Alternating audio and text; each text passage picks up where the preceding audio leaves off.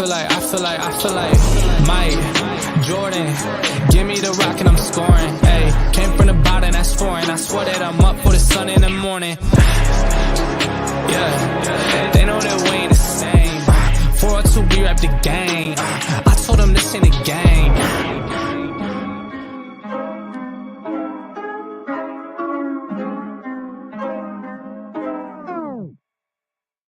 Yo, what's up, everybody? Eric, what's going on, bro? What up, buddy? How are you today? I am good, man. How you doing? Man, you know what? I'm great. I'm feeling good. Had a great weekend. I'm pretty excited, pretty happy. Can't complain, man. Cannot complain. I see you got the Manchester. Nope, wrong. Get out. Is that nope? which Get one? out. Get Which out. one is That's it? Which one is Show's it? over. Thank you guys for joining Is the it- BLC today, guys. We'll see you guys next week here on another episode of. Oh, it's Real Madrid, right? No, wrong again. We'll see you guys in 2 weeks. here in the Chivas. Welcome back, everybody, to Big League Chicago. I'm Rick here with Eric. We are brought to you by Star 6 Media. Obviously, this is an EAFP, or else I'd be completely out of the fucking show because I can't even get the jersey right. But welcome. Eric, what do you got on the board back there? Ooh, it's easy. It's plain and simple. Other than come on, you Gunners, which is I got right there, thinking the check was going to be on. But I says, come on, Bulls, blow it up. Simple and straight to the point. And a great point, because it leads us right into the C-Red segment, which, you know, the Bulls 21-24 as of right now.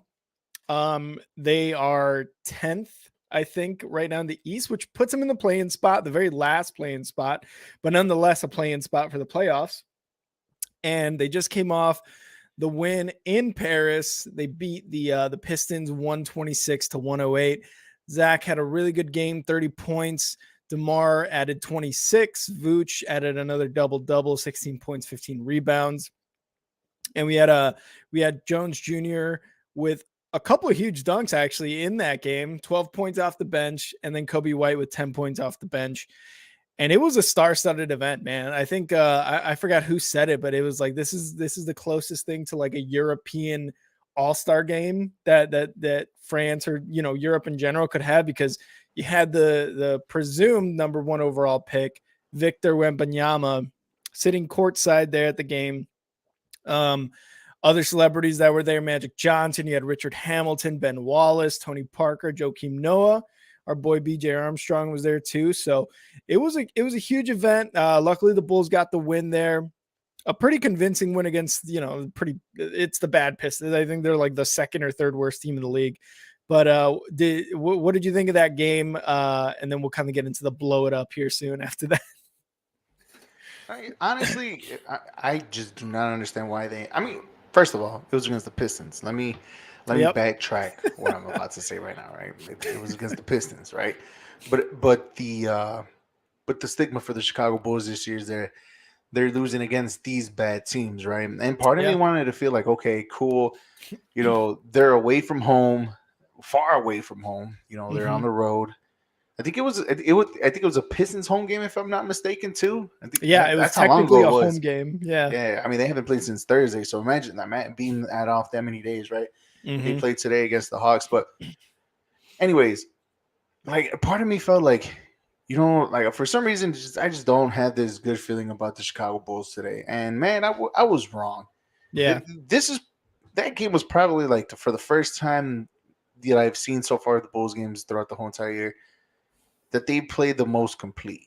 Mm-hmm. Right. And then I'll give credit where credit's due. Right. It looked like a most complete game. I think there was like 6 players in double digits in scoring, or maybe even more than that. I'm trying to remember, this happened on Thursday, But even outside of that was probably like the most complete game the Chicago Bulls played so far throughout the whole entire year. And then we put it in our little group chat. Like, if only the Bulls can play in Paris every single year like that, come and bring that over and stuff like that, might as well just finish the season in Paris. And then after being for that brief second. Like I'm talking about like that. Like I switched up and like, but it was against the Pistons. Like what the hell are we even tripping about? Like I mean, Yeah. cool. You know what I mean? Like you're supposed to beat the Pistons. Like we're not supposed to be excited that you have a complete game against the Pistons when your record is still 3 games below 500. You know what I'm saying? It's just Yeah. mixed emotions for me with these Chicago Bulls. Exactly. And I think the only thing you kind of look at, right, is that they were able to beat that bad team. Last time we were on here, which was a couple weeks ago, apologies for, not streaming a BLC episode last week.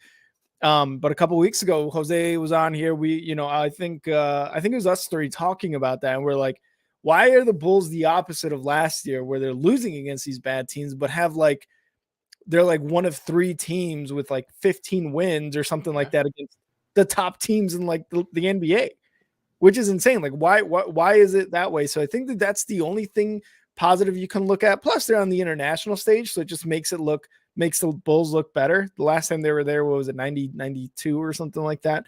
1992. Has it been that long? I don't know. I think so. I maybe really? It was a bit after that. I think it was I thought it was like I saw 95 or 96.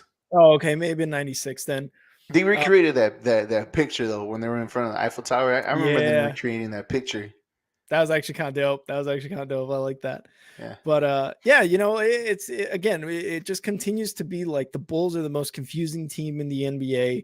They're able to have these stellar games against these top teams, and somehow you get to the bad teams like the Pistons or something like that. Or I mean, not in this case, but bad teams, and then they start losing. So but again, they beat the Pistons, so it's kind of the positive, like you said. You got to look at it in a positive light. They were able to beat a bad team, but when kind of going from there, before this Pistons win, they were able to beat the Warriors, which I mean, the Warriors aren't anything to be excited or crazy about, but it's still the Warriors. It's still Steph Curry and Klay Thompson and Poole and all these guys, but they lose to the Thunder, the Wizards. They lost to the Celtics, which on a close game, but you shifting it back to the Bulls as a whole, blow it up, right? We're blowing it up. We've said this before. I think we've talked about this before. Is the feeling to blow it up for you at least cemented now more with just how bad the season has gone? I think it was cemented even before the season even started for me. That's true. I've said it plenty of times, and not only in this podcast, but in our podcast too as well, that the biggest mistake that the Bulls did this offseason wasn't even re-signing Billy Donovan under the table. You know what I mean? That was secretly signing under the table, right?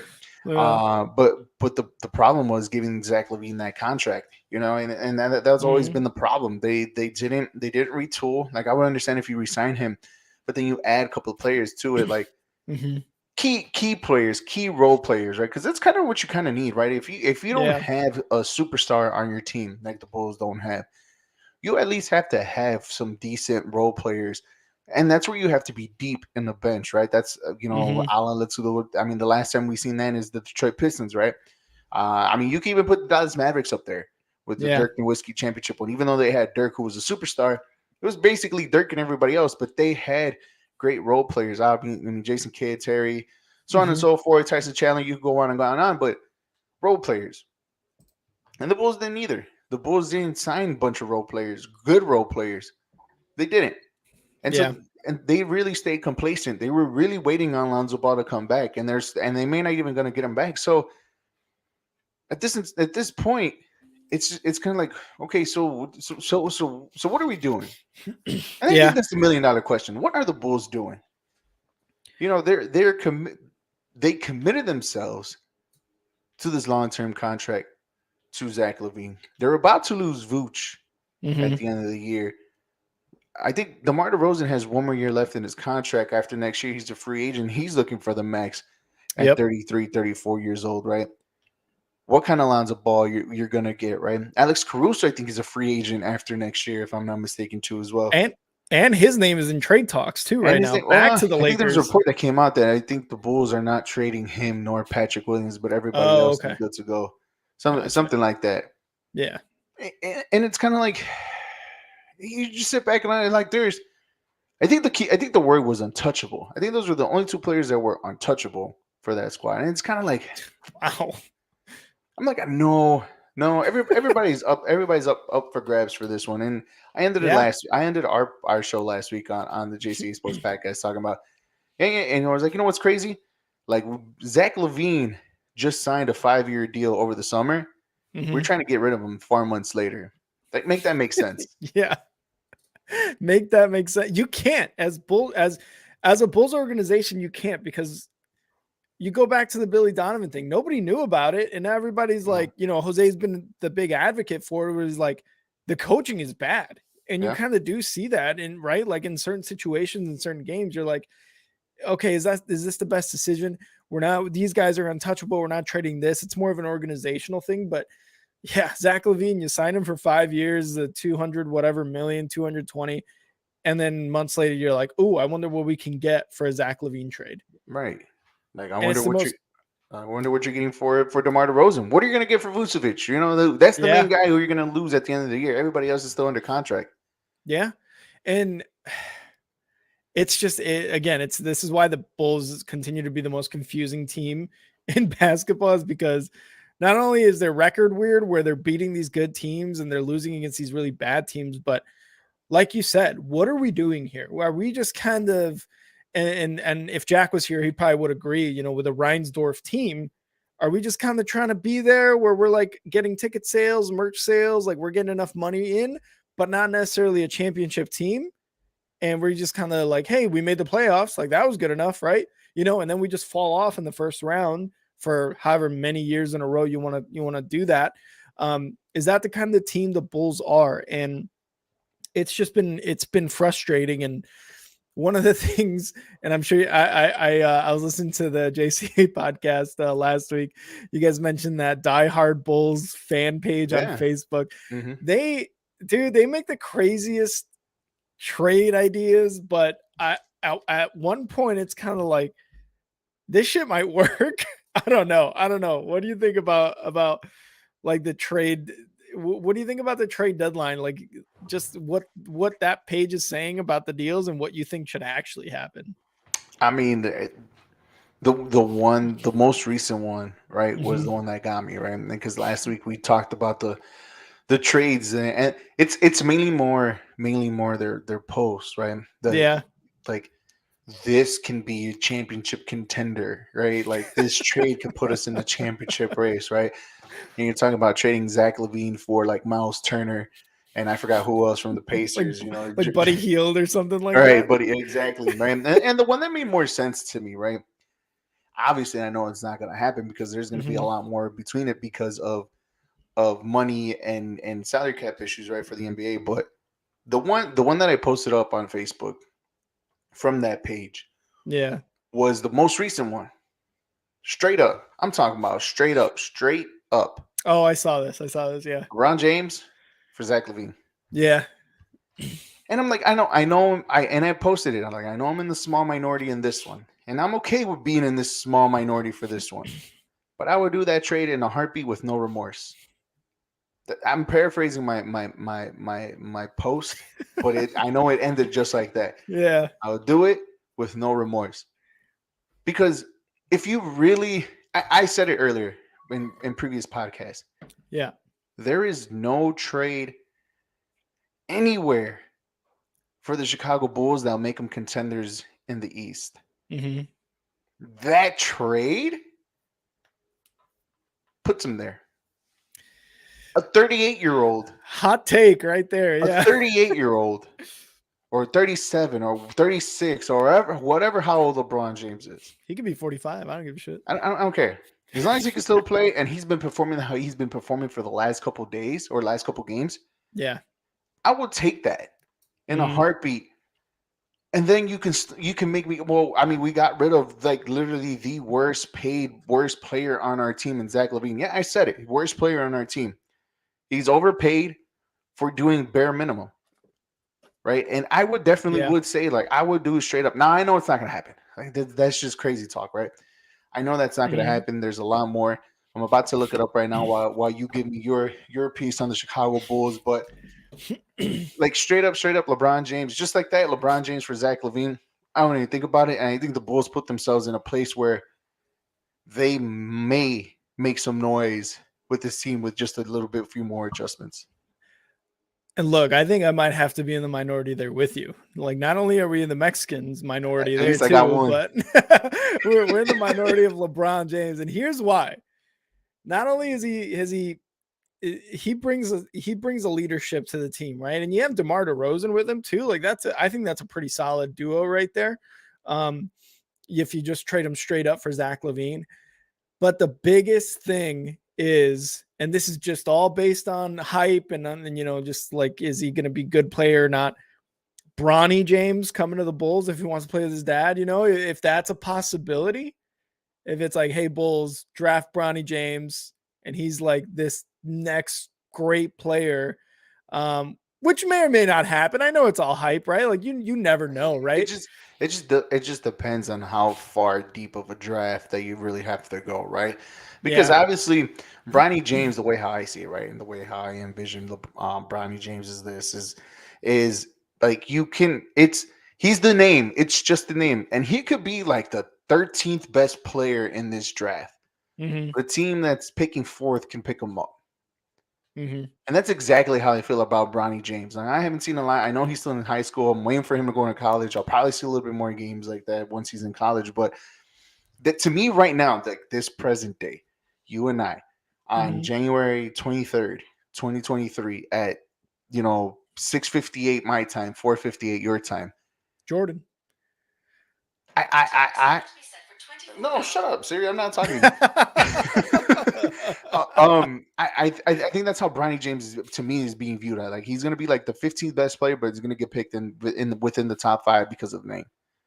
You think he's kind of like Alonzo or like LaMelo in a sense, where they're not necessarily the best player on the board, but the name and the hype that follows them there is going to get them picked? Mainly not Lonzo. I think Lonzo was already kind of like a late bloomer type thing, right? I think it was more like a like he was already in college when the name started coming out, right? It was mainly the other two, right? LaMelo and who's the other one? Leo. Yeah. And I think it was mainly more for them. But to be honest, I think it was mainly more for LaMelo. And I've always said, and I looked the highlight reels and stuff, and out of all the brothers, right? I did say Lonzo was going to be like that good player in the NBA, like that decent player. And you saw it in UCLA that like he could ball. He balled out in UCLA. The way how he reads the court, we've seen a little bit before he got hurt with the Chicago Bulls. The way he played, like this dude is a good floor general and a great player to have on your team. LaMelo was just going to be that extra step above. Yeah, and I've been right. And the other one, I don't need to know his name. Leangelo, I think that's his name. I forget. Yeah. He was just going to be the odd man out. And I mean, Yeah. I so far I was right, and it's been proven. Like it's just mainly those two. Yeah, and I think he's only been on like a practice squad or the developmental league, the G League or whatever for the NBA. So he hasn't really made huge strides to be an NBA caliber player by any means. Real quick, we got CP in the comments. CP, what's up, man? Thank you for joining us here on Big League Chicago. My boy CP. What up, bro?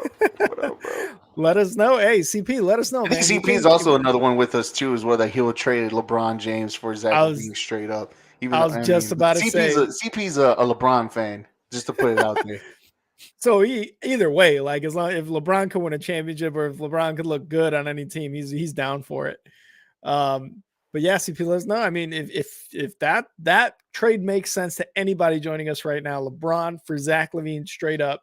If you guys like it, if you guys don't like it, obviously me and Eric are definitely in the trade for LeBron right now team. Just let us know if we're wrong or if we're right. As the Bulls are gearing up right now. I did the trade right now, and obviously it failed, right? Because I got a sign that says LeBron James cannot be traded because 6 months have not passed since he was signed an extension. He will be eligible to be traded the day after Valentine's Day. Oh, so we got to wait a whole nother month. But even then, the trade. Wait, no, but the trade deadline is earlier than that, isn't it? I gotta see it is. I gotta look it up now. I got you. This is why I'm here. let me go to the old Google machine. Preach. NBA trade deadline might be like early February. February 9th. February 9th. Okay, so that it wouldn't be able to happen. Nope, it wouldn't be able to happen. Well, I mean, Unless it I was. think unless if he signs that no trade clause that most players, if not all NBA players, have in their contract. I Mhm, think if he releases it, I think that's another different story for another different day. But mhm. it's right now, yeah, it's no good. It's no good. And CP saying the same thing. He's like, you're out your damn mind. I would never do that trade. Doesn't make sense for either side. Yeah, no, And that's yeah, the one thing that like that diehard Chicago Bulls fan page is kind of like, uh, okay. I mean, I know it sounds stupid, but I'll do it. You know what I mean? but I That's all I'm mean, saying. it's just like think about it. Think about it, right? You're talking about the Uh, Lakers at their worst position ever that they ever been, and the Bulls being the Bulls right now. It's kind of like this trade, kind of like and because but it's you're getting 3 out of 5. LeBron with 5, LeBron with 3, Zach with 5. But even then, so mhm, man, I know it's hard to say, but I mean, a trade like that will shift the momentum for the Chicago Bulls. But in all reality, man, like something like that, if something like that does not happen, there is no trade out there for the Chicago Bulls to make them somewhat of a contender yeah. this year, man. I mean, and you think about the magnitude that a trade like that would deliver. Like all eyes would be on the Bulls. The Bulls, even if the Bulls aren't the best team with LeBron, if they were even an average team with LeBron, they would have all the primetime games. They would have a ton of coverage. Instead of getting ESPN updates about the Lakers, you'd get them about the Bulls and how they won or they lost, right? Because Facts. of LeBron and what he brings to a team like that. No, yeah, you're absolutely right. And I think that's the more value that brings into Chicago. Because don't get me wrong, Chicago is a big market, Yeah. and we've said it. It's the third biggest market in the United States, outside of California and New York, Los Angeles to be exact. Mm-hmm. It's up there. But the one thing about sports is that if your team is not good or you don't have a player to follow, you're not going to get that recognition. Mm-hmm. And that's what's happening with Chicago sports right now. Even though the Bulls, they were good last year, they really didn't have that player to like magnify, to like zone in on a little Yeah. bit, just to see like, oh look, the Chicago Bulls are doing this. They're just the Chicago Bulls are surprising, number one team in the East, yada yada yada, this and that. We had that minimal coverage because the Bulls felt like they were back up until the Lonzo injury. Yep. You're right. Something like that, something of that trade, that, like you just said, that magnitude of that trade just completely throws off the whole platform of the whole entire NBA. And now we're in a conversation to where, like, what can the Bulls be? Can the Bulls beat this team? Imagine this match. You know what I mean? And you're right. The Yep. coverage would be maximized by 1,000. And even us Oh talking yeah. sports, the Chicago sports, and even the radio stations over here in Chicago too as well, that would be nothing to talk about. And guess what? They were overseed the Chicago Bears for a hot minute up until Yep. the NFL draft or the combine comes out. And even if that does happen, I honestly do feel that that will take a back seat.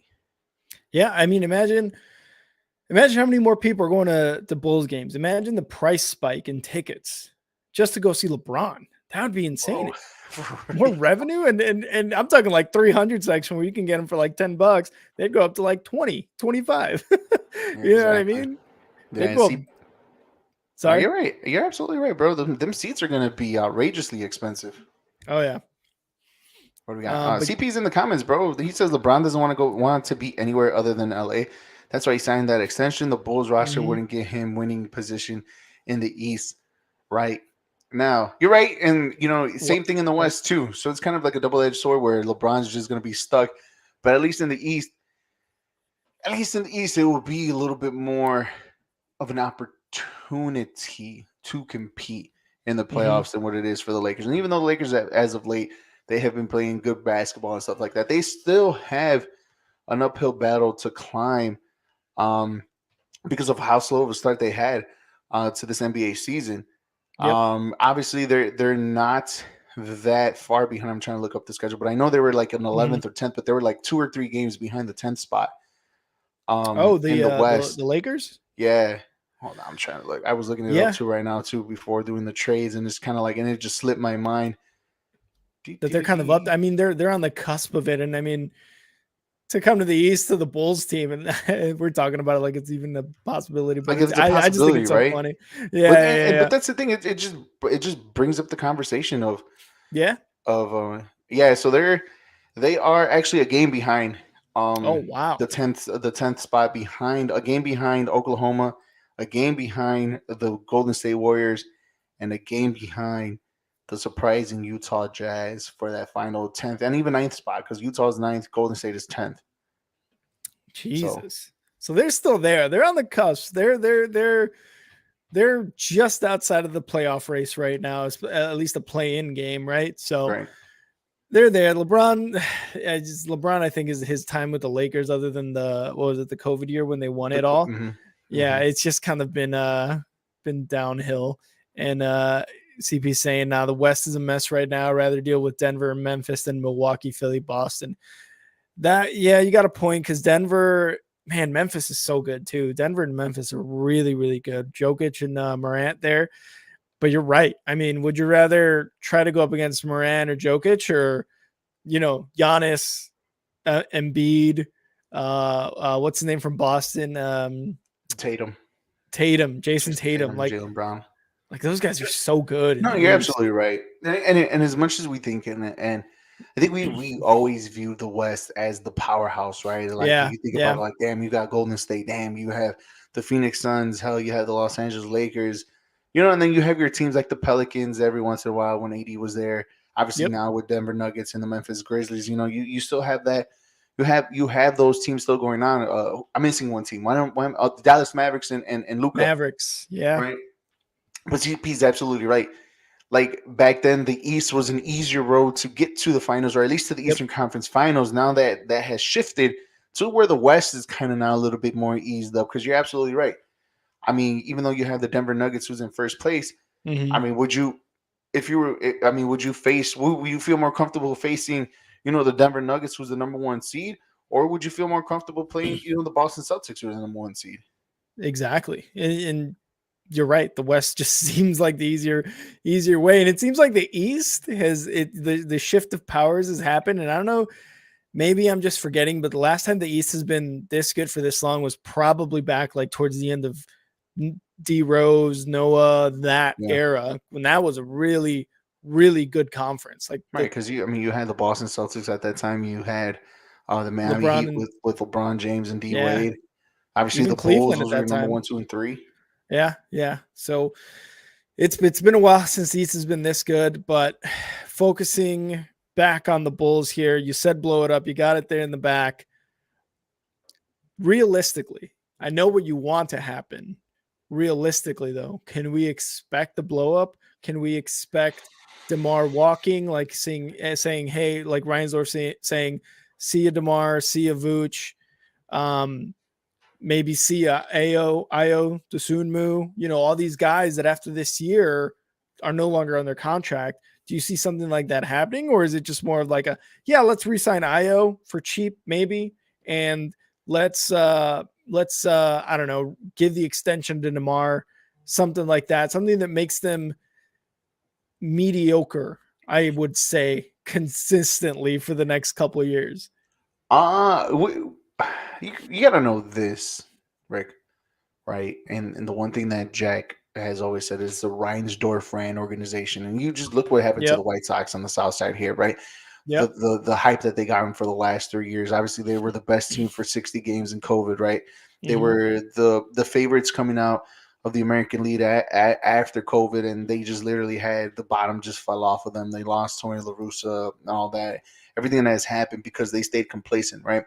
To me, the one thing in the NBA is like if you don't have that superstar and you stay complacent, you're not going anywhere. And I feel like that's the Chicago Bulls. They're not going anywhere. With all that being said, I could kind of see this year going and the trade deadline going and passing the Chicago Bulls. I don't think they have. I mean, it may be different with AK and Mark Eversley. It may be completely different. I do not know 100%, right? I mean, you just gave a player that you may trade $200+ million to stay with the entire team, to stay with the team, and you're gonna give them and so it's kind of like they're in this situation where I mean, like, damn if you do trade him, damn if you don't, because at the end of the day, you're going to be stuck in mediocrity in both ways, no matter what, with Hmm. less players, with less talented players. But I think the one thing that would help them keep this whole entire thing is that they have the best record against the winning against teams above 500. And if you have a Yeah. chance in the playoffs, and that's what we always say in the JCA Sports Podcast, and even here, like if you're in the playoffs, you have a chance. And I think now it's a better chance to where the Chicago Bulls may make that noise and may squeak into the playoffs, um, and coming into that playing game simply because and actually have a series because Yeah. they've proven it so far this year that they can beat the better teams. I didn't think I'd see this side of you, Eric, actually on the hopeful, positive side for the Bulls. I thought it was just going to be like, blow it the fuck up. Let's get No, out of I here. mean I'm still in that group to blow it up. I'm still in that group. I want it to happen simply Yeah. because the one thing that so far this regime hasn't done is actually start a rebuild from the studs, like how my basement is nothing but studs up and a few drywall pieces. But that's the one thing they haven't done. They just kind of they kind of put like wallpaper over dead spots in the Mhm. walls of the previous regime. That's what basically AK and Eversley just did with this team, and it worked for a bit. But you could kind of start seeing the wallpaper kind of peeling off a little bit of Yeah. what has happened. But I just don't see it. Like I don't, as much as I want to, I don't see it. Mhm. Like me being realistic, me being the Mhm. realist, I don't see them blowing it up simply because it's Reinsdorf from the Chicago Bulls. What I Yeah. want is not going to happen. So I might as well just face reality and accept it that that's what's going to happen. And just hope for the best because it's Yeah, true, for man. real. When AK and Mark Eversley came in and they were making all these moves right at their first trade deadline, I was like, that's it. It's a new page. It's turning. We got Vooch. We got this guy who was an all-star in Orlando. We brought in DeMar, and I mean DeMar at the time it was kind of looked at like a dumb move, and I mean it's worked out right because he's been really good these last couple of years. But it's like we brought in Lonzo, we brought in Caruso, and then the season started and they were looking hot. Like we said, they were number one. They were undefeated for 9 games or something like that, right? They were They 9 and were 0. something crazy like that, or they Yeah, won like 10 out of their first 12 games or something like that. it was insane. And we were just like, yes, this is exactly what we wanted. This is going to start a new page. But that window is as quickly as it opened, it shut almost immediately, Quick. like quick. Yeah. So I have a lot of faith in AK and Mark Eversley, but I just again with the Reinsdorf thing, the money thing, they gave Zach a bunch of money, which he doesn't usually do, but I don't know, man. It's starting to kind of like you said, the wallpaper starting to come off, and you're really starting to see that there really is no plan going forward. It's just more like let's try to stay as relevant as possible, like we were last year, and move forward and see if we can attract a couple stars. Because, like you said, if you don't have that one superstar, in this case, it's supposed to be Zach. If you don't have that one guy like a Giannis, like a LeBron, like a Trey, a KD, someone like that, Hell, you aren't. I'll even give you a Damian Lillard at Yeah, that point too as well. even Something. Dame, yeah, even Dame. Like you don't have anything moving forward. It's going to be a tough go because these guys could just turn it on and score 10, 12 points in the fourth quarter to get their team over the hump for that win, for that series win, to get them to the championship, something like that. And really, the only thing I can think of that the Bulls have going for them is hopefully Zach after this year or later on in this towards the end of this year, if they make it to the playoffs, can turn it on. He can flip that switch in the fourth quarter or something like that. Or they got Patrick Williams to actually develop into what they're hoping he can be in the future. Honestly, I'm mainly leaning more on the second one than the first one because I think we've seen the ceiling of Zach Levine. I think this Yeah. is this is his peak. This is what Zach Levine is. I don't think there's an extra gear. I don't Mm-hmm. think there's an extra like what we saw last year was what we normally see in almost every sport that they're on their contract year and they ball out and then they get paid, and then they disappeared Yeah. because they got paid. Yeah. The only shitty thing would be is if like we did trade him and like Chicago was happy and just kind of like what happened with Lauri Markkanen and all these other guys, they just ball out somewhere else.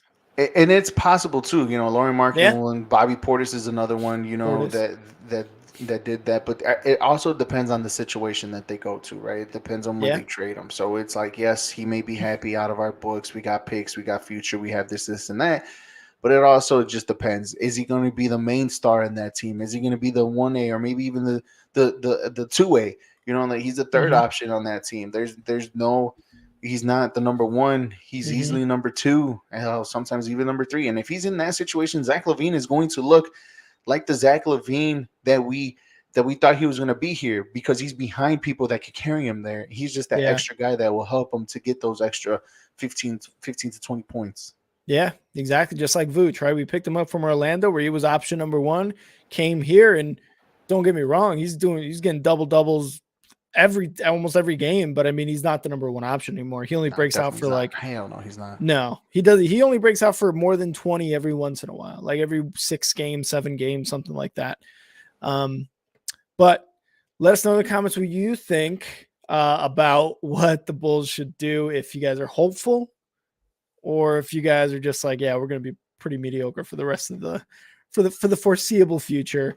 As we shift over to Hawks Talk, I want to thank you guys for joining us here on Big League Chicago. Whether you're watching or listening, we appreciate you guys joining us. Brought to you by Star 6 Media. Let's move into Hawks Talk. Jack isn't here, but he gave me some notes. All right, and I'm going to read them as well as possible. And Eric, this is always fun. Eric has to come up with one question for Hockey Talk. Oh, I have it. I have it all right. I got it. So the Blackhawks, 14, 27, and 4. They are the last in the Central, third worst in the NHL. Only the 2 worst teams in front of them are the Anaheim Ducks and Columbus Blue Jackets in the chase for Bedard. The 6, they have found their groove in January, to Jack's very much disappointment. Seth Jones has become the only All-Star for the Blackhawks for his 5th appearance in the All-Star game. They beat the Stanley Cup champions Colorado Avs at home 3-2. They came back in the third period to defeat the Sabres 4-3 in OT, and Seth Jones with 2 goals and the game-winning goal in that game. That's why he's an all-star, folks. They defeated the Flyers in Philly for the first time since 96. Since 96, that was the first time they beat Philly, snapping one of the league's longest home winning streaks versus one opponent, which is insane. But you'd think that first Stanley Cup in 2010 would have counted to break the streak. I think that's regular season is what it's just regular because season. I was thinking about the same thing too. I'm like, no, I think it's just regular season. Yeah, it had to be regular season. They did lose to the Kings at home 2-1, and the latest road trip, they're going to be headed to British Columbia and Alberta for matchups with the Canucks and a decent Flames team is what Jack put in here. But Jack wanted me to stress. They need to stop fucking winning, because he wants Bedard. He wants the number 1 pick, or at least a better chance for the number 1 pick to get Bedard. But that's kind of what Jack gave me as far as Hawks Talk notes. Eric, what's the question you got here? Why are we tripping about the Hawks winning if that's kind of what a whole franchise needs, is to win? Isn't it a good thing that they have players that can perform and get some W's, and no matter who you bring in, it kind of like, okay, we have pieces here. Isn't that what any team wants? Like, okay, we found the pieces and then they're winning. It's a good thing. Why is this? Why? Just because we have to suck hard for Bedard? We have to suck off Bedard or whatever it is? It's just, why? They're winning. Let them win.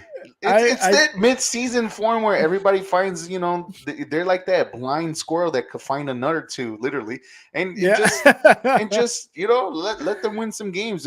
We still have February, March, April, and I think it finishes in May. Like, let them win. That way, you know you have pieces around. Why are you getting so mad? And I mean, the biggest thing too is like they want Bedard, but I forget the other guy's name. We talked about him a couple of weeks ago. I asked him, there's like the number 2 guy doesn't seem too bad. And he's like, yeah, he's not bad either. But Bedard seems to be like the next coming of like Gretzky or like oh my god, I'm forgetting his name. Like one of the best players in the NHL right now. Isn't it McDavid, Connor McDavid, or something like Connor McDavid. Yeah, he's like the next coming of Connor McDavid, something like that. See, Eric's got it. Eric's got it, Jack. If you're things, man. Damn, the next Sidney Crosby since he's Canadian. See, there you go. See? Bonus points, man. Eric, 3 for 3 right now. Better than the Bulls shooting so far tonight. But yeah, I don't know, man. I think it's just the Bedard hype right now that they want to get someone like that and build around him, because I would assume if you get a number 1 guy like that, you got Seth Jones, who, like Jack was saying, has his 5th All-Star appearance already. He's a veteran on the team that can be like, and he's going to be on the team for a really long time. He could be like, hey, welcome to the team, blah, blah, blah. And then they just start building off each other, building relationships. And then it starts getting into the Kane and Tays ways of like, we're contending for championships at this point. Yeah, and I guess that's what it needs. I guess we need another hard reset on another Chicago team here for us to have some type of success, down the near future. And I understand that, right? But again, at the same time, let them enjoy some wins, because the wins are not going to come around that often for the Blackhawks later on in the season, And if they do, cool, at least you have something to build there. And hell, you might be lucky, and you might suck off Bernard hard and just and get him good, man. That's all. Bedard is hard. Time to suck him off. There's so many ways I can go with that, but I'm just trying to be as professional as possible. Professional faces, all right. We got to get the suits and ties on, all right. Professional. Suck hard, Bedard. Suck hard for Bedard. Suck hard for Bedard. But even CP's over here in the comments, they beat the Blues. That was a shocker. I mean, it's true. Like St. Louis is a good team. St. Louis is a good team. I mean, hey man, let them get their few wins this early in the season. I mean, it's still early. We still have 3 months left of hockey. It's cool. It's gonna be all right. It's cool. Let them relax. Enjoy the ride while you have it, and then after that, you're gonna be like, oh, okay, cool. They lost. All right, they're losing. That's the conversation we're gonna have for the rest of the. Right now, just be excited that they're winning, and yes, but I mean, I get it, but be excited. And I think other than that, just like getting those wins every once in a while, the only other thing to kind of get excited for is that Kane and Tays probably gone by the end of February. By the end of that trade deadline, you guys are probably seeing the last few games with Kane and Tays with the Blackhawks sweater on. Yeah, I know, and possibly together on the ice too as well. Yeah, I know they haven't been playing on the same line for the last couple of weeks, but even then, so yeah, it's slowly but surely that dynasty started to die. And the fact of the matter was that they couldn't find that replacement for Mary Hossa. Mary Hossa going down really hurted the Blackhawks to have their chances to even make it far. There was still hope, there were still some chances, but they couldn't. And when they found it in Brandon Saad, it wasn't enough. Mm-hmm. And then the salary cap, man, the salary cap, just it being so hard and so tight. Obviously, if you're going to give those 2 guys that amount of money, you have to. It's like you have to strike lightning in a bottle with a few good players around them and just go along for the ride. It's going to be hard. And CP is right. He said, I can't imagine them in another sweater jersey.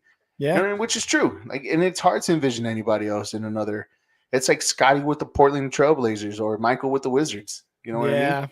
D Rose when he went to where did he go first after he got traded? Cavaliers? The New York? I think it was New York. Was it New York? Or was it the Cavaliers? I don't know. But even then, so right, it's weird to seeing your players that you loved and you admired. It's like it's like me with Chris Bryant in San Francisco or Riz to the Yankees. That one hit hard for me right there. It's like you're right. You couldn't envision them anywhere else, and you're gonna have to, because together within the last 8 years, 9 years, haven't really done anything after that. So it's kind of like. It is. It's tough. And you'd mentioned the salary cap too. I was like, I didn't realize how small that salary cap is. Like, we're talking about baseball players over here, or even football players making $20 million a year. These guys are making like $5 million, maybe at At the most. most, And you're talking about like a top tier player making $5 million. and I think on both Taze and Kane, I think they flirt with 10 mil. Oh, So if you really? talk, yeah, I think I say flirt. I might be wrong. Yeah. They're up there like an 8 or 9, but I know they're up there now, or they Yeah. were up there. Now I don't know where it is. But you're right. The salary cap is just really, really tight and really, really hard. And for you to build to keep your star players like that and pay them, and Chicago had both. Hell, they even had Duncan Keith for a while too.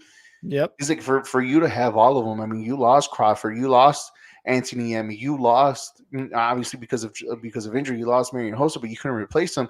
You know, Yeah. you lost a Shaw. You lost all these players that helped you win these championship teams because of that salary cap. Because it's like you rather have them, or you rather have, at that time, Jonathan Tays, who was probably the top 5, top 10 players in the NHL, and Patrick Kane, who's top 5 player in the NHL. It's like, yep, you have to give them that money, and yeah, it was just hard for the Hawks to keep that dynasty together.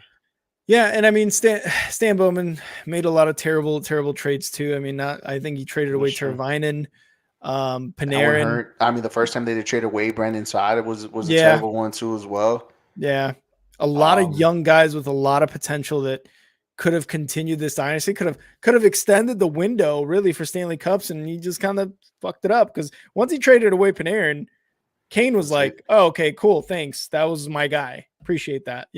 Right. So, but I mean, decisions like that had to be made because, again, they were coming up with their contract year within a year or two, and it's kind of like, okay, like, where are we number wise? And sometimes the numbers don't even match up to be like, all right, if I'm paying these 2 guys, I'm not going to let these 2 guys. I'm not letting these 3 guys go because my salary cap is going to be tight. This is what I can give you and offer you, and it's just kind of like, okay, I rather lose you and get something than lose you and not get anything at all. And I know Bowman was stuck in a hard place, but I mean, you had to do what was right and give those guys a contract, and by doing that, you sacrificed a window of winning multiple championships after 20. What was it? What was the last time? 2015. 2015. Yeah. They could have dominated the teens. They could have had maybe 1 or 2 more. Really that would have been insane. They could have had 2 more in this. I mean, the Game 7 loss against the Kings that one year, and was it 2016? No, I think that was 20. I think that was 2016 or 17. Yeah? Oh, okay. And then after that, that you just kind of saw that because after that, Marion Hossa just couldn't be healthy. Tays couldn't stay healthy anymore. It was up to Patrick Kane, but Patrick Kane, him being so small and I mean agile, but him being small the way it is, and it took him out of the games a lot more quicker. And there was nobody else to step up for them. So nope.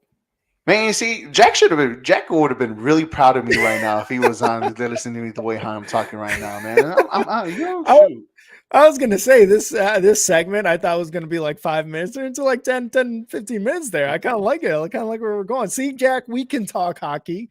We can talk hockey, especially Eric going like especially me. I know what I'm talking about. I just choose not to and be an idiot.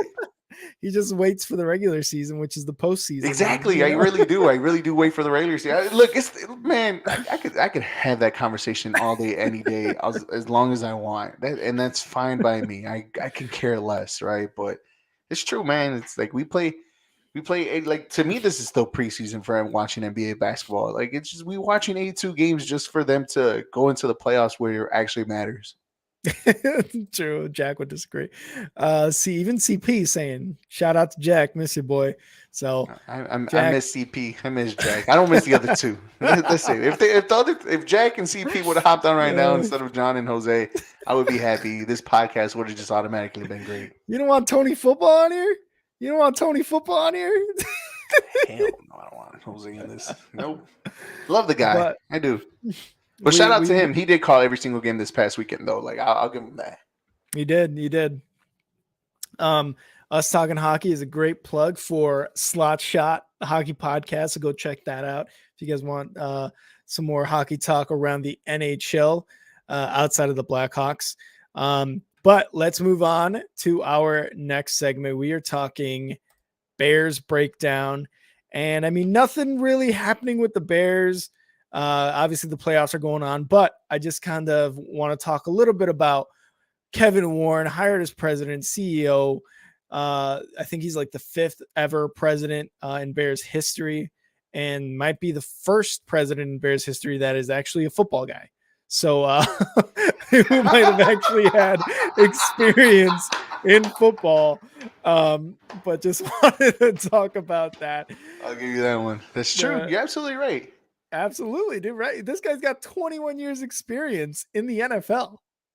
No, yeah, Like, and not only that, like his credentials just speak to himself. Like this guy has enough on a resume to have three people have that resume. You know what I mean? Like, you know, he played in the NFL. He won a Super Bowl. He ran a couple of NFL organizations. He built the stadium. Hell, he's the commissioner of the Big Ten You know, he brought in revenue to the Big Ten to where they are today. those big He media brought in rights teams too. from the Pac-12 and brought them into the big. Like this guy just has like the resume of like five very highly important people in many different categories, right? And Kevin Warren, I think you're right. First time outside that they didn't hire that's not a McCaskey and that wasn't in the Bears organizations at all, right? Thank God. Like you just said, first football person ever that the Bears have hired, right? First black person that the Bears have hired in that position. First, like you, the list goes on and on. In the very first, and to kind of think about it though, and put it in this perspective, it's kind of sad that now that the Bears are finally getting into this whole diversity thing because it's been so long that you know they gotten away from that, or maybe because they were too blindsided, or I'm not going where I'm about to say right now, but let's they're just say racist. Like, they just had their blinders on, and just maybe they were just behind the times, like how they're behind the times right now in the NFL and stuff like that. And the Bears, for once, I think the optimism in me. I'm not trying to say I'm like the most optimistic person out of the group, right? Between us three and then out of everybody else here in Star Six Media. But I like to see like on the bright side of the things most of the time, right? When the realism actually starts hitting and just being me more optimistic about it. Man, this time, man, I've heard every single word of that press conference. I put on the news conference. I put on my headphones. I listened to that news conference. I listened to it again when I got home on YouTube. And everything that this man said just excited me. Yeah. Thinking that the Bears could win the Super Bowl in the next 3 years. Really? I'm calling it right now. The excitement is real. I see it. I feel it. I believe it.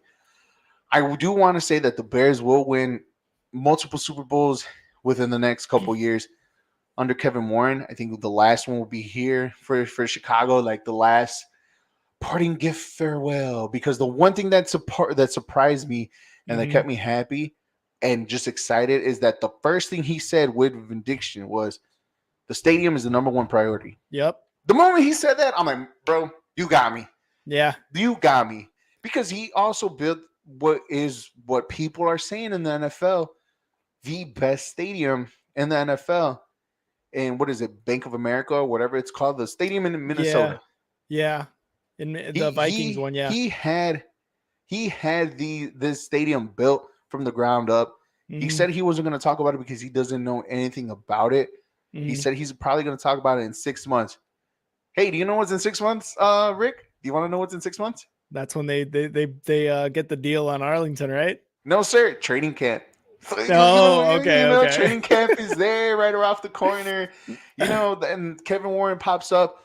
All right, Kevin, you said this in your press conference. It's been 6 months. What can you tell us?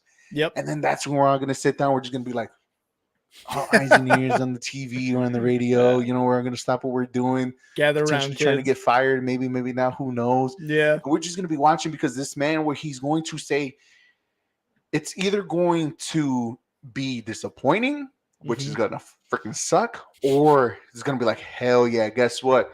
The Bears are going to have another top-notch stadium. It's going to blow off Minnesota. It's going to blow off Los Angeles, which is the new recent one. And we are just going to be just oogly excited and depending what they do. Yeah. And that was the thing that got me too, was how his first thing that he said was talking about the stadium. And I love Soldier Field. I love that it's on the lake. I love that it looks cool. The way getting there and getting out, biggest pain in the ass probably ever. That's true. Like the location looks phenomenal. From outside, if you're looking at it from like a drone shot or something, you're like, man, that's a dope ass stadium. Getting there, getting out, being there in December, January, it sucks. It sucks. So not even that, dude. I've been to a lot of Mexico games at Soldier in Field, Soldier, right? yeah. Yeah, so obviously my first Bears experience was last season, my very Okay. first Bears game, right? But I took public transportation. I took the Yeah. South Shore line that's closer to my house, and it dropped me off kind of like a few blocks away from Soldier Field. I did not drive because even the parking sucks. But I Oh, yeah. digress from that conversation. The stadium, it's you. I mean, look, I don't know. You probably drive around like, oh, that's so cool, blah blah blah. Me being here in Chicago and seeing it plenty of times and being in there and stuff, it's shit, bro. It's not all that great. You're right. It has a great view on the overshot if you're talking about a drone or a plane with the skyline in the background and the lake over here and then the stadium how it looks, and it looks pretty badass, right? From thousands of feet above the air, hundreds of feet above the air. When you're up there up close and personal, trash. I'm sorry, it looks like a toilet bowl inside of that. Like a lot of people have different. I see it as a toilet bowl inside of the stadium. It just looked like it had walls, and then it's just kind of like, okay, the toilet boy is going to be here so it could secure the shit that's going to be played inside the field, which has been true in the last couple of years, and that's basically how I see Soldier Field. Granted, it's exciting to walk in. You see it. You see Walter Payton on one side. You see Papa Bear on the other side, and the statues when you come off the south entrance and stuff like that going in there. And walking around, it's pretty dope, right? Yeah, it's pretty cool.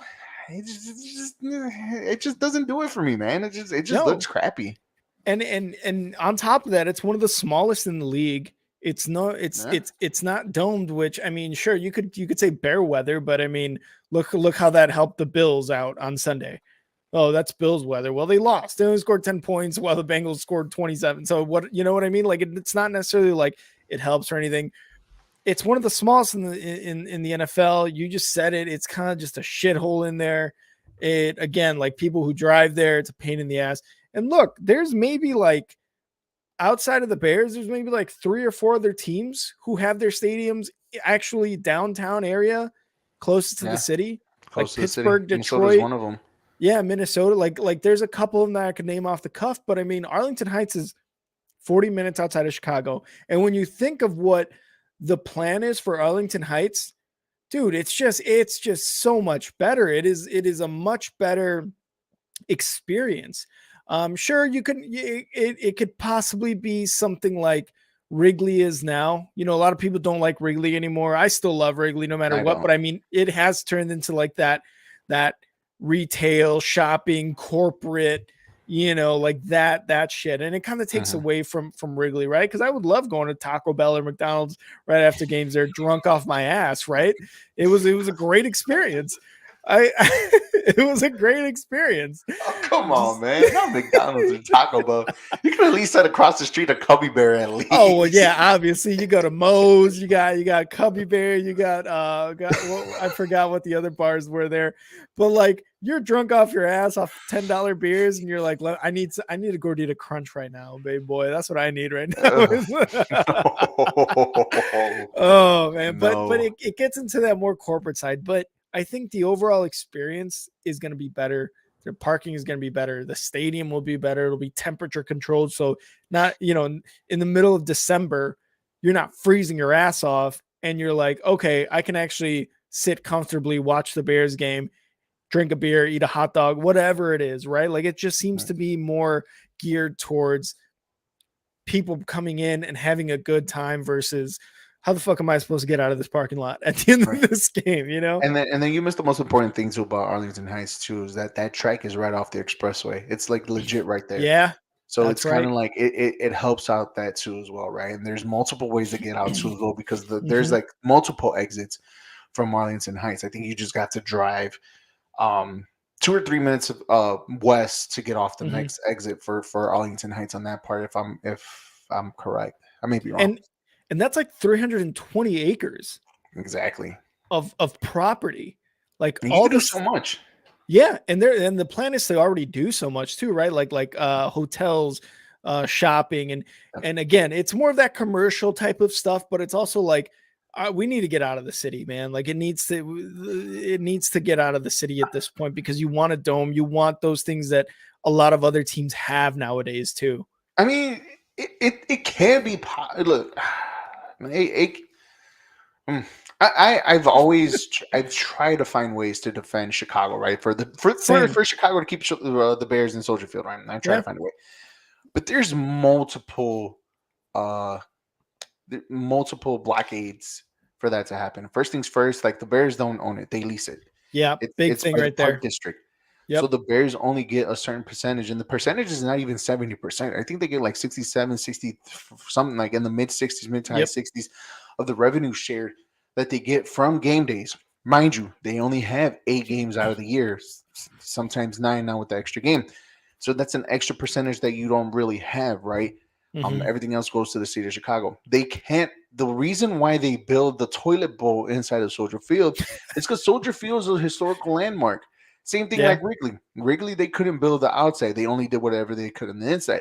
Mm-hmm. Hence, that's why the whole lawsuit with the bleachers or with the rooftops the apartments happened because of the scoreboards.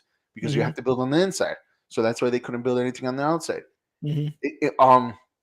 Another thing that the parking space, like you said, going parking there, and you have to share with the 3 museums that are around there: the shed, the field, and the planetarium. And that's an additional parking that you have to go on site. So technically, like, there are more cons than pros for the Bears to move away from. I mean, there's more pros and cons for the Bears to stay in Soldier Field than to leave in Arlington Heights because, like you said, it's a 300 plus acre massive land. Like you could do whatever you want.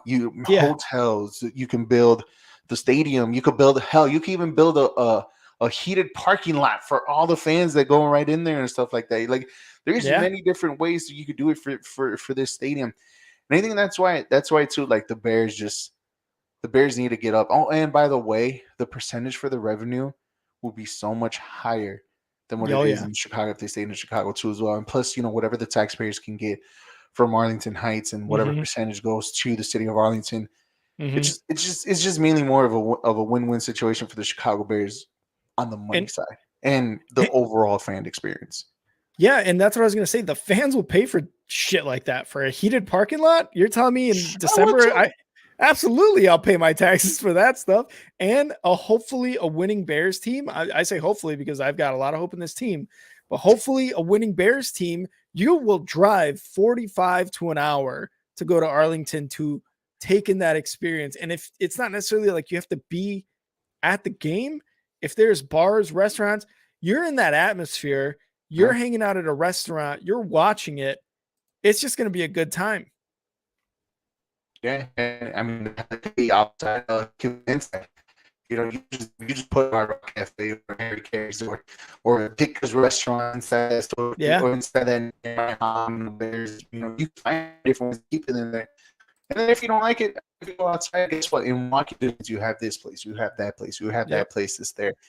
And it's just you have acres and acres of land that you can do whatever you want to, and it just makes the experience so just more exciting overall. And obviously, not only that, you have fun for appearances, you can have concerts, you can have whatever you want to do to that stadium, and host even Super Bowls, right? You can host a Super Bowl in that case too as well. Like you can do so many different. Everything else just goes to the and that's what there is. Something that can have cash out and revenue from it, and just have it keep it on their side. Yeah, for sure. And even CP agrees with you. He's saying, I get a sense of despair walking into Soldier Field like I'm ready to lose. Bro, for real, man. Like, I get more exciting. I get more excited going. No, actually, I'm lying. I can't really say that, right? Because I've only been to Soldier Field one and done for the Bears game, and that was probably, and I was just excited. But again, like the many times that I've been to Soldier Field, I watched Mexico played, I watched America played, I watched Barcelona played there, I've watched hell, I even stepped on the field one time. Nice. And it just I don't know, man. Just look how it looks. I feel like they really did a lot for like nothing. You know, and yeah, some of the seats, unless if they're like far high 400 levels, like almost every seat in Soldier Field is not that bad, unless if you hit like anything above 420 is just pretty bad. Nice. What do you say? I love when Eric goes off with these predictions. Yeah, that's what I was gonna say. Is like when you were talking about multiple Super Bowl CPs. Like I love when he goes off with these predictions. Hey, man. It's what he made me feel, right? Like he just made me feel like those Super Bowls coming for the Chicago Bears sooner or later. And it just depends on Ryan Bowles on what he does, man. And I could just sense it, you know. Like I feel like the Bears are like 2-3 years away making the run, and that'll be the last title they'll have in Chicago. Tonight, once they go around tonight, that's like 2 years after that. They'll probably another one. Yeah, I mean, don't get me wrong, that would be awesome, and I'd love for something like that to happen because kind of like what CP's saying here. What impressed me is that Kevin didn't read anything off a piece of paper during his introductory speech. Real authentic, something the Bears haven't had in the front office in years. And it's true, man. You think of Ted Phillips and you just think he was like a suit, right? Like he's just a guy with a suit on, and that's about it. You know, again, we said football guy, not necessarily a football guy. So it's just something that he said has been very, very impressed. He's been very, very impressed by. And I think that's something as Bears fans we can appreciate too. But man, I just, like you said, I have that hope as well that we can get multiple Super Bowls, that we can be a team in the future that free agents will want to come to because we have a Justin Fields. We've got hopefully, sometime soon, a very, very good defense, just an overall good team, right? That's kind of what you want for the Bears. That's kind of what you want with a new stadium, with this developmental thing, new hires. Talked about the diversity thing. I love that they hired this guy Justin Fields. You got Poles, all these guys. So that's just, again, that's kind of what you're hoping for. And as a Bears fan, again, all the hope is in that we can be that great in this decade, really, in the next decade, even if we only win one or two. I mean, I haven't seen a Super Bowl in my lifetime. That'd be awesome. Yeah, me neither. I mean, I've seen a Super Bowl, right? I think we all. I mean, yeah, true. But we haven't seen them winning one. Yeah. And to be honest, like I know I'm going down on the limb, right? And I know we're talking about hypotheticals here, and we're going off limbs of future passes, right? Like, and I can guarantee you this, right? Yeah. And I honestly do feel like if this Bears team wins, and it should go without saying, right? If they win a Super Bowl within the next 3 years, like if I predicted, right, they will eclipse that 2016, the 2016 Chicago Cubs. And how many amount of people are going to show up to this parade? Oh, because with the Cubs, like, you got to remember, put everything in perspective, right? Let's just put it in a big perspective bubble, right? Mm-hmm. The Cubs haven't won a World Series in 100 years, right? Yep. And the year that they won to the World Series in 2016, like we had that expectations, right? And I think the feelings came even more along when they were down 3-1. They had to win 4 games in a row. They did that, right? I was there at the parade when the Cubs won. I had to go, right? Yeah. I had to go. And then when I tell you, it was like booty hole pack. It was packed. Like, it was just, we were just like to each other, right? And then for some reason, and this is just us walking to the front to get up close and personal to the bus to watch the thing. We even walked all the way to Grand Park. Like I even saw it from afar. Like I did the whole experience when the Cubs won the World Series, right? Yeah. I think it would be even worse with the amount of people that are going to be there if the Bears end up winning the Super Bowl here in Chicago. Like they have to go through like multiple, downtown areas, like going to West Chicago to the West Loop and coming back around. Because there's going to be so many people, not even just here in Chicago, but all over the country to come see the Bears, just to be the Bears parade that's why I feel like it's going to, and it should go said without being done, right? Like, I remember, I think it was like 1 point something million people. Yeah. During the parade for the Chicago Cubs. I think the Bears would just blow that amount out of the water, and we're just gonna have a bunch of people here. Like, I think it would probably be like almost close to like 2 million people in downtown Chicago to watch the Bears parade and the Super Bowl win.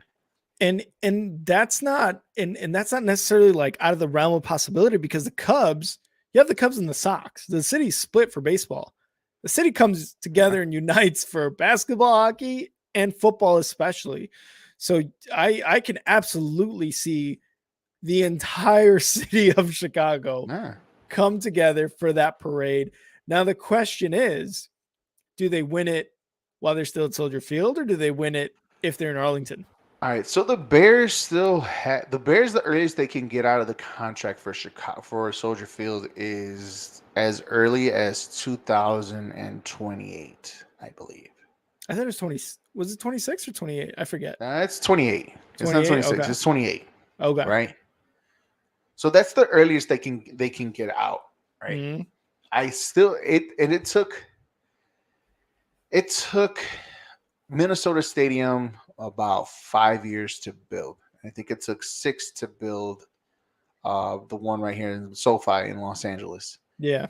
So if we're really, really realistically thinking about the Bears and moving into Arlington Heights and doing all that, the Bears lease is up in 2032.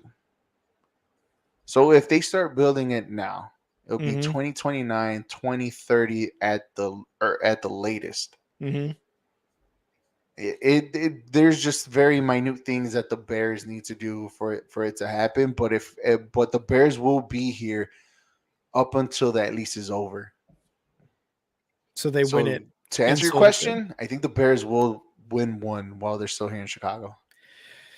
Man, that'd be fucking awesome. Talk about that'd be dope. Like, talk about trying to get out of there at that point. You got 2 million people. I was in Wrigley when the Cubs won. Okay. Yeah. No, lie. I wasn't. Not Game 7. I'm lying. It was Game 5. Game 5 or Game 6 is where I went. Okay, I lied. But that's not the point. The point is, I was at the parade in downtown for when they had it, and I didn't want to miss it for the world. Yeah, I was in when they won it. I went from Forest Park, took the blue line. I'm sorry. We switched from the blue line over to the green line over to the red line. Went down to Wrigley, Game 7 after they won it. Me and my buddy, and we just it was packed. Like, there was people all over Wrigley, down Clark, down Addison. It was insane what happened. So I can only imagine an actual parade and how insane that was. I drove. And I got lucky enough to get parking when I was going to Illinois Media School. I found parking where we normally park to get it validated and stuff like that. Oh, really? I got lucky for that one. Yeah, it wasn't that far either. Nice. Love to hear. Well, there's nothing but hope coming for the Bears with Kevin Warren as new president and CEO. Let's hope. Yeah, there you go. There's Eric's, 3. There's Eric's prediction right there. 3 with Justin Fields at quarterback, not Lamar Jackson. So I mean, hey, either or it would be fine with me. It doesn't really matter. Hey, the Bears winning a Super Bowl, that's literally all I care about. Me too. Yeah. So let's move on to some crosstown convo here, talking Cubs and Sox. We'll get the Sox stuff out of the way first, but we're in the offseason right now, free agency. A lot of the stuff has calmed down as far as free agency, but let's kind of go over what's going on before the spring training and all that, pitchers and catchers report, all that stuff happens. So for the White Sox, again, Jack gave me some notes, so thanks. Shout out, Jack. Thank you. Unfortunately, for the closer for the Sox, Liam Hendriks, was diagnosed with non-Hodgkin's lymphoma in January. So he was going to be beginning treatment early. And I think Trey Mancini, who just actually recently signed with the Cubs, was someone who went through cancer as well, I believe, in 2020. So he was given some words of encouragement to Liam. He's been through it. Got his back. And when it comes to something like this, obviously, the whole city, everyone is behind them. So, let's hope Liam Hendriks kind of is going through his treatments well, and everything turns out great. As far as the Sox free agent signings, Andrew Benintendi made his 5-year, $75 million contract official.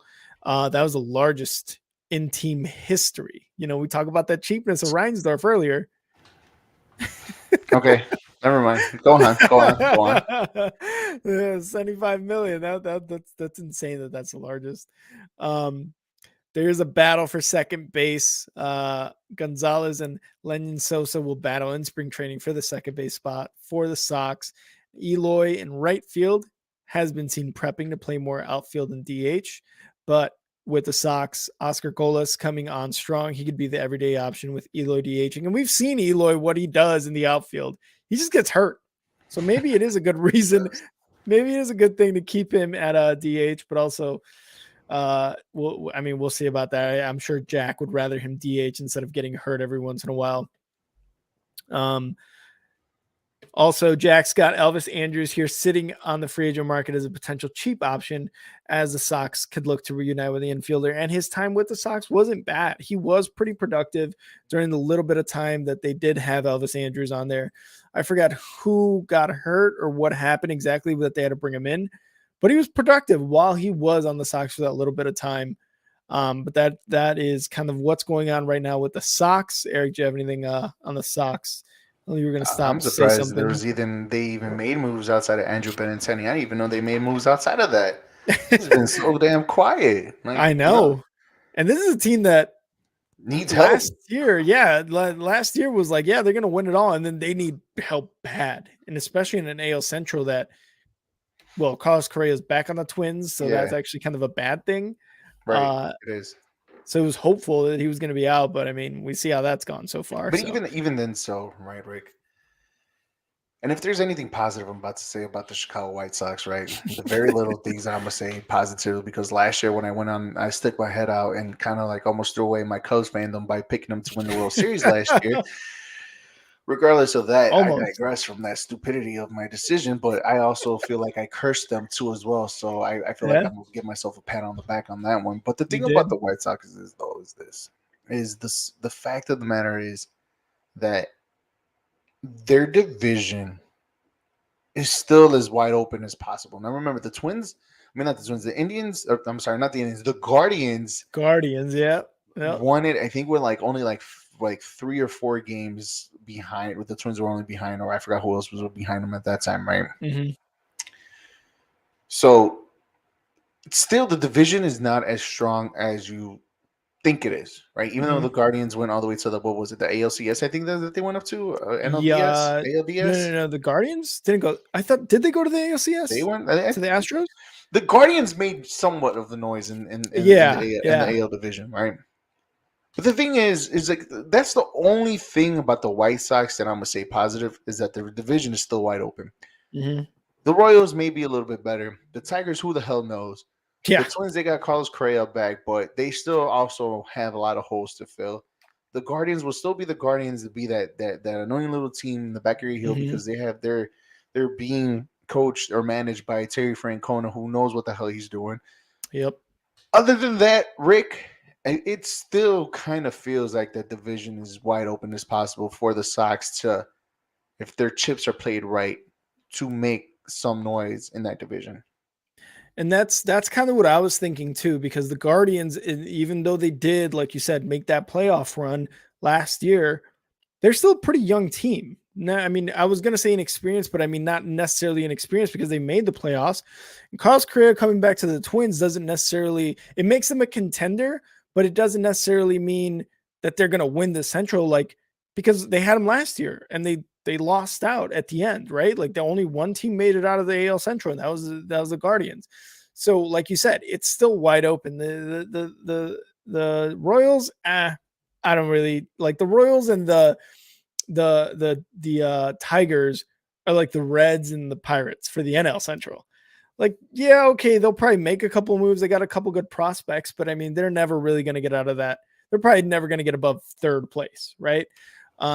So it is. Here we go. So the Guardians ended up going 7 in the ALDS against the Yankees, and ended up losing. That's what it was. To the Yankees. Yeah. In the DS. Yeah. So they did go far. They went a lot farther than I would think any AL Central team would have gone. Sorry, they went 5. It's a 5-game series. Yeah, it's a 5-game series. Yeah. So they went far, and they're managed really well, like you said, from Terry Francona, a World Series winning, manager. But like you said, I think it's still open, and I think the same goes for the NL Central. But the Cardinals coming off a very good season. They have the reigning NL MVP in Goldschmidt.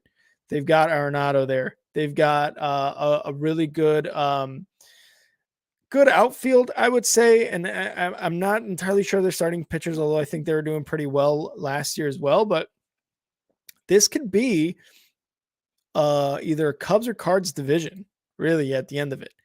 Do you think they do? Do you think the Cubs can do enough? Because I don't think the Brewers are going to be that good. I really don't think so. They look terrible after that, after the trade deadline. Who they thought were going to be NL Central winners. There's no way. There's no way. I'm gonna take off my Cubs fandom for a second, right? And be Ooh. serious here, for a minute, right? The Cubs are gonna win the World Series. No, I'm just kidding. Totally Cubs fandom off. Cubs fandom hat was Took it off. all off. Took it all off. No, see, here's the thing about the Cubs, right? And I liked every move that they had made. I've liked the players that they got, the plug and players here and there. Bellinger, former MVP, 1-year deal. Trey Mancini, they got they officially signed him yesterday or today. I forgot what day it was that they officially signed him. Yep. The catcher, Hosmer. why am I blinking on his name? Oh, yeah, I know who you're talking about. Something Hart, Bank Hart. Yeah, something like that. Yeah. All right. All that being said, right? With Nico being Dansby Swanson, how can I forget about that one, right? The big guy, the big one right there in Swanson. Nico going to second. Look, will the Cubs be better? Yes. The Cubs were actually the 5th best team after the All-Star break last year. Let me hear that again. Yeah. They were the 5th best team after the All-Star break last year with the bad squad that they have. They have great players. They don't have great players. They have decent players to fill in this roster to where they can plug and play just in case if there's an injury here and there, right? Yep. And I think that's what's going to help the Chicago Cubs this year. And you're absolutely right.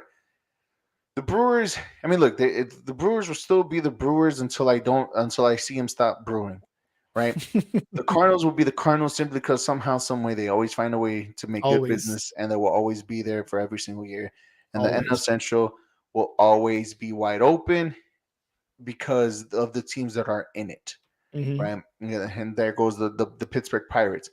Although I think that's going to be my surprise team this year is going to be the Pittsburgh Pirates on what they have in their squad too as well. Not surprising to where like they're going to make that astronomical ass jump and take over the Central, but enough to where they're going to be that little thorn in everybody's heel when the season's right around the corner.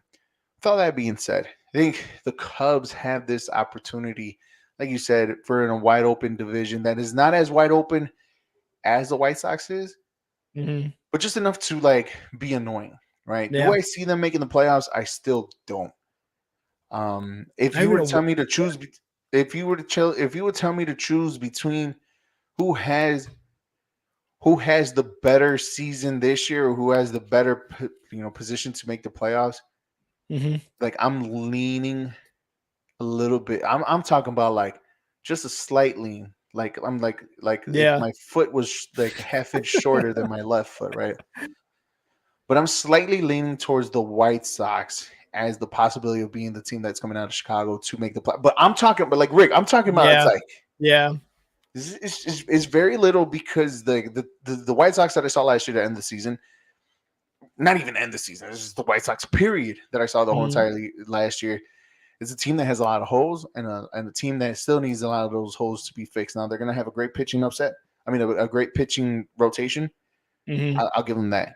It's just everything else behind it, and I still see them struggling from the left hand side. I don't think they even upgraded on that side of the bat. Andrew Benintendi, he's just a contact hitter. I don't think he doesn't have that much pop. They need pop on that side, and that's pretty much it. And for the Cubs, it's kind of like, we have all these new players coming in, so we are going to have to wait and see what these players are going to do. So, again, you tell me this question before the season starts, I may change it. But for the moment, the White Sox will probably be the team. If I were to choose, if there's a Chicago team to represent in the playoffs, slightly leaning towards the White Sox. And you have a lot of good reasons. Like, don't get me wrong. I think for the White Sox, like it again, just like last season, it has to be AL Central winners or not, or no playoffs. Like, I think it really, for them, because I think the AL is a pretty strong conference. You saw the AL East, how many teams they had going, right? And even the Orioles, they were just they barely did Barely missed out. missed out. Yeah, they barely missed out on the playoffs. And you had Blue Jays, the Yankees, and the I'm spacing on the other. Oh no, The I Blue think it was Jays, only those Yankees, two. Orioles, and the Rays. Yeah. So even the Rays, right? Like, they made it too. So I think for the White Sox, it's like I said, AL Central bust, man. Like, you can't make it. So for the Cubs, though, I think they have a better shot to make the wild card. Now, look, the starting rotation gonna be kind of meh, but Adbert Alzolay comes back. Hopefully, Hendricks finds somewhat of a groove to be back in. Stroman Please stay looked, healthy. Yeah. yeah, he's got to be healthy and he's got to come back to his like former self. Stroman looked good in the second half of the season. But I think what the Cubs are going to do, right, with the additions of Bellinger, Swanson, Mancini, these guys, Mancini and Hosmer and Bellinger, I think are just I got to. those gap guys. They're the gap guys for Pete Crow Armstrong and for oh my God, I'm forgetting his name, but he's the Matt Mervis, the next guy coming up for first base. The second coming of Anthony Rizzo is what they're calling him really at this point, which would be awesome. Right. So I think they're going to do enough, and you should be able to see these guys come up sometime during the season with the veteran leadership there, the September call-ups, whatever you want to call it. I think they have a better shot at the playoffs in the wild card than the Sox do, because I feel like the NL is a little bit more wide open in general. They don't have as many powerhouse teams as the AL does. Going into this year, I think. I don't know, man, because if you look at the NL side, I mean, you still got the Braves. Yeah. The Mets upgraded.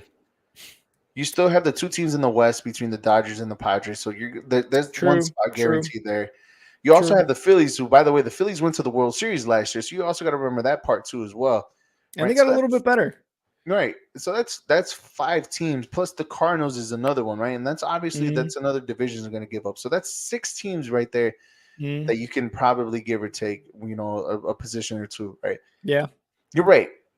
But that's just one more opening left. Because only 7 teams make it, exactly. right? Just one more opening. But you're absolutely right on that point. But at the same time, though, Rick, it's more of give or take of what are we going to see in a year where this year's a little bit different. The schedule, remember, they're going to play against everybody. I'm talking about they're playing against every single team in the calendar in the MLB season. You don't see that. You don't hear that. This is the first time that they're going to experience this way. Oh, and by the way, the Cubs Cardinals are going out to London for a game for a game or two too as well. Yeah.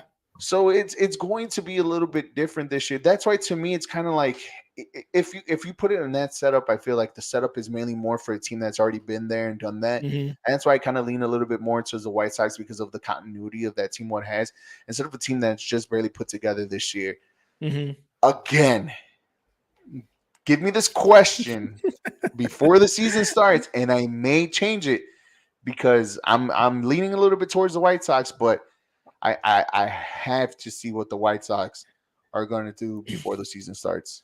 Exactly, and I'm not saying like it's anything. It's a fair point, right? Because who knows what the Cubs are going to do at the trade deadline? Do they trade Cody Bellinger? Do they bring up Pete Armstrong? Do these guys even make the major league roster at all? Who do they cut? Who do they, designate for assignments? Like, does Stroman continue being a good pitcher? Like, there's just so many questions. And you're right. The fact that this team has been assembled pretty much over the offseason is huge for like meshing for just team chemistry. So no, 100% you're right. But I still think even now, and depending on injuries, stuff during spring training, I still got the Cubs with a better shot at the playoffs than the White Sox do. Man, I hope you're right. I hope you're right. And it was hard Yeah, taking me off my too. Cubs hat, my Cubs fandom hat. But to be really honest with you, man, Mm, it's just the way how I see it. And I yeah. honestly do believe that for the moment, the White Sox are constructed a little bit better with the continuity of what they have, Hmm. even with the holes, Hmm. than what the Cubs did in filling up their holes for the major league rosters. But yeah, Cubs World Series. Let's go. I can't even say that. I can't even say that with With a straight conviction. face. I can't even say that with my chest. And this is just another great plug for 3 Up, 3 Down podcast, also on Star 6 Media. So go check that out. Once the season gets a little closer, obviously you're going to get more episodes from 3 Up from Alex and Jack there. But all right, that was Crosstown Convo. And thank you guys again for joining us here on Big League Chicago, brought to you by Star 6 Media. Hop on the comments, like, share, hit that subscribe button if you're on YouTube, anywhere. Just let us know how well we're doing. But let's move on to our final segment. Like we usually do, we're going to end off with 4 stars of the week. I'm going to start off with Jax here because he made sure to get me one before he after all the notes he had for the Sox and the Hawks. So his star of the week, first star of the week, goes to Blackhawks goalie Jackson Stauber. He recorded his first NHL win in his first career start, stopping 29 of 32 in the Hawks win 5-3 over the Blues. CP was saying that they beat the Blues 5-3, and there you go, rookie goalie in the net, and they were able to take that dub. So that's Jack's star of the week there. Eric, do you want to go or you want me to go? I got it. My star of the week is Miley Cyrus. She came out with a banger and the most savage way possible. I'm gonna let you finish, but I mean, hey man, look, that's the best way to do it. I mean, on facts. dude's birthday, this song, all of Yep. that, all the whole nine. Miley Yeah. Cyrus is my honorable mention for star of the week. I'm not Kevin Warren, man. I think Kevin Warren to me is the star of the week for the Chicago Bears, man. Like everything that he said, like CP said, was authentic. There was no paper, there was nothing. It's straight off top of the dome in a very eloquent way. Like, and he just made you feel like you're becoming a better person at whatever you were working on that day at your job or whatever you were doing. Listening to him, and it just gives you just hope and inspiration and a lot of optimism that the Bears are going to get it done, not only as a team on the field but also as an organization on what they're trying to do is for their next step of and creating the new stadium. So Kevin Warren, star of the week. Star of the week for Kevin Warren. Cannot agree more. Third one for me, and I'll get the last one too because I've already got a fourth one. Third one's going to be Zach LaVine for scoring 30 in Paris, going into a Detroit home game in quotes, and taking the dub there with 30 points. I think he's doing pretty well in Atlanta. He's already had a couple good dunks in Atlanta tonight. The Bulls are up, by the way, I think by like 4 or 5, something like that. Yeah, it was like 54 to 47. Oh, okay. So yeah, about 7 points. But yeah, Bulls in Paris. Zach showed out 30 points, did really well. Hopefully can continue that. That'd be fucking awesome if you could just score 30 every game. That'd be great. But Zach LaVine gets my third star of the week. And the fourth and final star of the week, I think Eric might agree with me on this one, is going to be DeMar DeRozan for playing in his 1000th game tonight. Yep. Against the Hawks. That just goes to show the durability from DeMar DeRozan. Yeah, and he continuing game in and game out. Let me speak.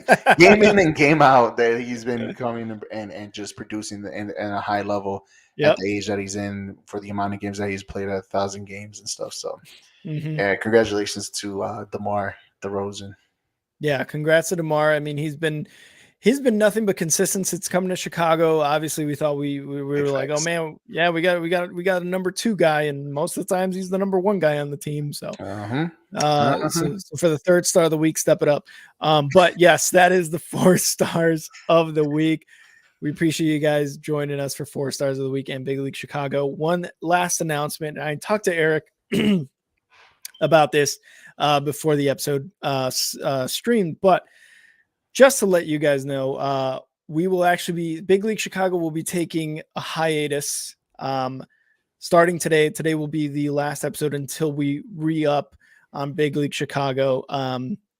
So we're not entirely sure when Big League Chicago is going to come back, but I wanted to let you guys know, everyone who's listening, everyone who's watching right now, whether it be in podcast form or live stream form, I want to let you guys know without just like not coming out with episodes for the next few weeks and just everybody's like, what the fuck? For those who have been listening on podcasts and have been tuning in when we do go live, I can't say that I appreciate you guys more. Like, really, this started a little over a year ago with just my love for Chicago sports. And it's not that it's ending. Again, it's just a hiatus, just a quick break as we kind of get into the Star 6 media world, like just evolving it from the inside out. But I also do only football, and it takes a lot of time. And I think JCA guys, they talk Chicago sports pretty damn well. So they're going to be taking over, whether it be on Mondays or on Wednesdays when they do record. So there will be no shortage of Chicago sports talk on Star 6 Media at all. We're all Chicago guys, except for like a couple of people at Star 6 Media.